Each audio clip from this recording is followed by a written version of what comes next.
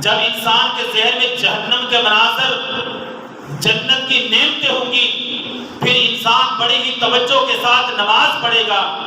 جنت جہنم کا تصور انسان کے ذہن میں ہوگا، پھر بندہ کبھی بھی روزہ نہیں چھوڑے گا۔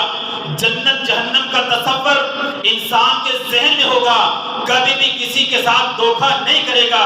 جنت جہنم کا تصور انسان کے ذہن میں ہوگا، کبھی بھی جھوٹ نہیں بولے گا۔ جنت جہنم کا تصور انسان کے ذہن میں ہوگا، کسی کی غیبت نہیں کرے گا، کسی کی چغلی نہیں کرے گا، کسی پر بہتان تراشی نہیں کرے گا۔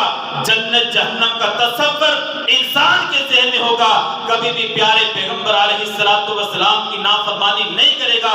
صحابہ کرام کا یہی تو عالم تھا، جنت جہنم کے مناظر ان کے ذہنوں میں تھا، کبھی بھی پیارے پیغمبر کی نافرمانی نہیں کی، کبھی بھی اللہ کی نافرمانی نہیں کی، کبھی بھی جھوٹ نہیں بولا، کبھی بھی غیبت نہیں کی، کبھی بھی چغلی نہیں کی، کبھی نہیں کسی کا بہتان تراشی، کسی کا حق، بلکہ اللہ رب العالمین سے ہر وقت ڈرنے والے اور جنت جہنم کا تصور ہر وقت ان کے ذہن میں